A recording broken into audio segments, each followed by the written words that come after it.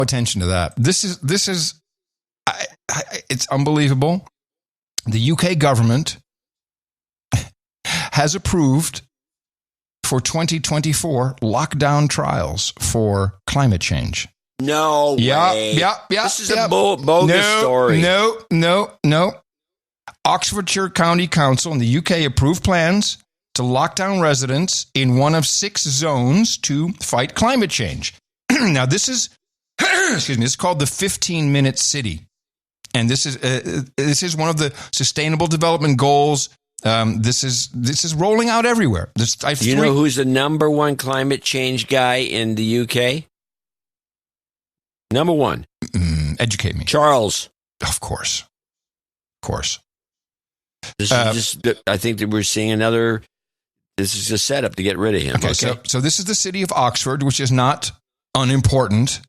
Well, nice town. I've been there, actually. So the idea is when there's a climate lockdown, you are only allowed to travel within your neighborhood, which they call the 15-minute neighborhood, because they've divvied up these sections. And so every 15-minute neighborhood where you are allowed to travel, and of course, they will be able to track if you go outside of your neighborhood somehow. Every 15-minute neighborhood has all the necessities. So you have, food, like a gym, school, etc. And the way they're going to do it is register your car. And so the cars and people will be tracked by a network of cameras and other sensors. And this is really happening. And it's a climate lockdown. They're calling it a climate lockdown. And they're defending it and they're proud of it. And it's coming. The proud of it part is the part that's weird. I have 2 climate change clips if we're going to talk about this for a minute. Of course.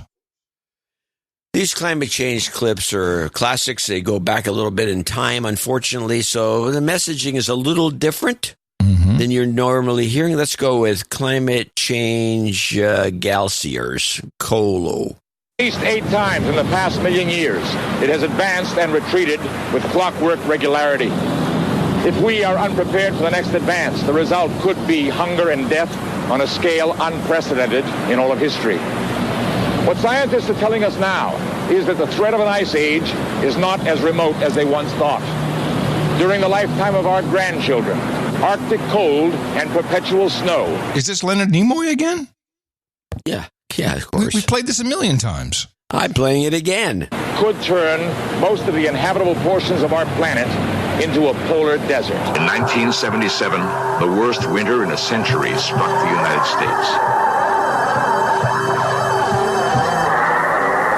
Arctic cold gripped the Midwest for weeks on end. Great blizzards paralyzed cities of the Northeast. One desperate night in Buffalo, 8 people froze to death in marooned cars. Pat Bushnell was on the road that night. Traffic just absolutely stopped. I was afraid of being stuck in the car all night long with the cold and the wind running out of gas. And then what? I think that if we had to go through a real bad winter, just like we just went through, I think we'd have to think about moving someplace else. Move where? The brutal Buffalo winter might become common all over the United States. Climate experts believe the next ice age is on its way. According to recent evidence, it could come sooner than anyone had expected. And subsequently, the Daily Mail, was it the Daily Mail or the Telegraph years ago, said that children in the UK will never see snow again, only in snow globes, Your favorite. That's your favorite. And today, in the papers today, southern Britain could be hit next week with significant snow.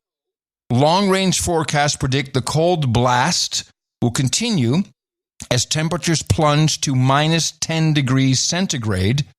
And this is they have dubbed this storm the Troll of Trondheim. The Troll of Trondheim so I guess it's from, where's Trondheim? Is that Norway? Trondheim? I don't know where Trondheim is. I think it's... Sounds German. No. It's Scandinavian. Come on. I think it's Norway. I don't know. Well, hold on. I'll tell you. It's, Norway. Yeah. See?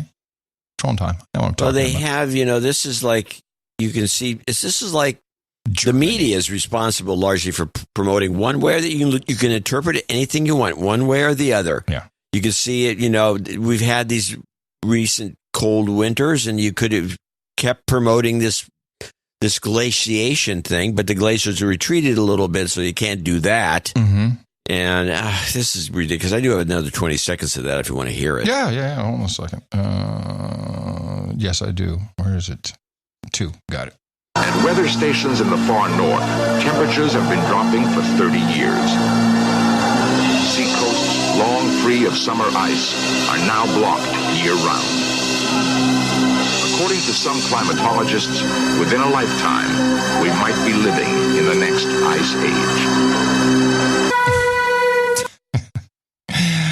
The whole show, the whole series is good. That whole hour of that thing is fantastic to watch. Oh, it's hilarious. It's really good. So a lot of people sent me this link, and I'm like, there's one benefit that I have more so over you with this program is I see every single clip. I have visual and audio remembrances. It's like even your misspelling sometimes, like, okay, I remember we had this clip somewhere. I have a great search system. So people are always sending stuff, and this was the latest headline.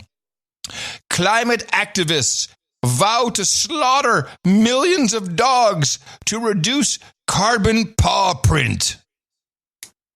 And of course, dog lovers everywhere send this to me. And then I say, hello, 2021. Jiminy's started with an idea.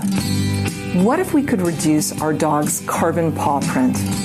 Not just this dog, but all 90 million that live in the U.S. Why not? We're making changes for ourselves and the rest of our family. It makes sense that we'd want to include our furry kids as we rethink how we do things. Kill them! We realize that the biggest problem is the 36 billion pounds of protein that our pups are eating each year. It's coming from traditional sources like cow and chicken. Not sustainable and, sadly, rarely humane. So, at Jiminy's, we replaced that traditional animal protein with cricket protein. Woo! Cricket protein, everybody. Gotta love it. I had something else. I thought I had... Oh, yes. Okay, I want to talk about the Netherlands for a moment since we're talking about climate change, which is directly related to what is going on with the with the Dutch farms. You want to say something? Did you get an email I sent you? I think it probably came in late about... Because I didn't know this, that, what's his name, Eck, it was... Ike? Yeah, that Ike. he was banned from coming in?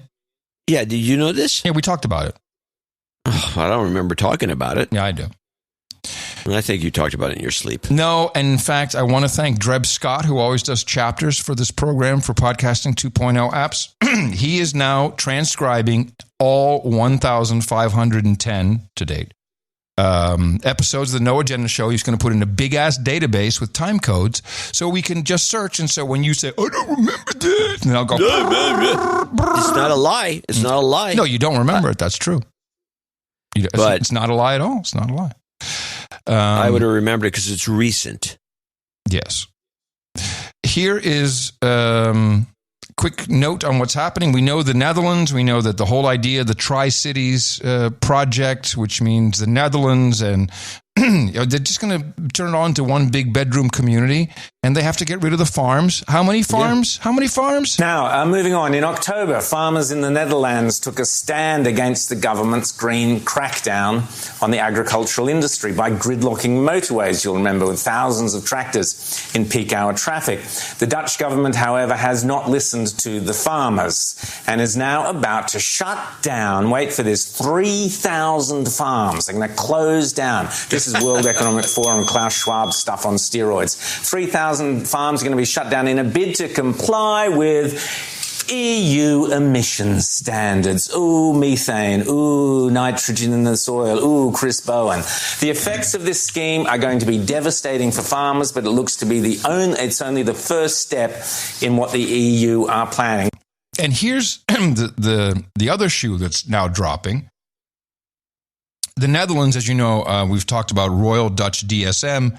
They are now the largest producer 8 billion euros a year of artificial, or let's just call it soy and plant-based taste and texture products.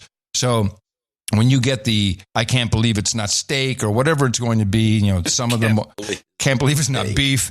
It will look and it will taste the way you expect it to because of these products that the Dutch make. And so the Dutch, really? yeah. And they even have some of those obscure amino acids and other really micronutrients that nobody even knows is in there and just so happens to be in there in exactly the right proportions to help us survive longer. Oh yeah, no, just to help you just barely get by. The whole idea is just getting by. Okay, I get it. To just barely stay alive. No, they want you to be productive, but not too productive. Here's the Dutch Prime Minister, Mark Rutte, talking about their role in global food production. And just tell me what you think the term food innovation means. So the role of businesses in the agri-food sector should be stimulated and able to create scalable solutions. And here I'd like... Scalable solutions for when you have no farms and you have no beef. So we have to take a soy and vegetable sheet and make it scalable. To highlight a World Economic Forum initiative in this regard, the World Economic Forum Food Innovation Hubs. And these hubs in Africa, in Asia, in South America, and in Europe will allow businesses to connect regional stakeholders to skill innovations, because this is key. Skill innovations that can address food systems challenges. And here, I'm particularly proud to announce that the Netherlands will host the global coordinating secretariat of the World Economic Forum Food Innovation Hubs, which will connect all other food innovation hubs. And I believe this is important because it will be facilitating to create the partnerships we need. Food innovation hubs. Do we really need to innovate our food? So we should be. They want to go green. It's all about green, but meanwhile they're going to have like soybean grown in Brazil, and they're going to ship it on a tanker all the way across the ocean which is from the southern hemisphere to the northern hemisphere, across the Atlantic to Holland, where they could have grown it there. Also, the Dutch, the Dutch food innovation is real. It's not food, but it's innovation. They're very big on vertical indoor farming. So they build the farms are indoors. The vertical indoor farms are now a big deal. I know in a lot of European grocery stores, they actually have the farm in the store. And just to show you how on top, I'm going to pat ourselves on the back here for a second. Story came out.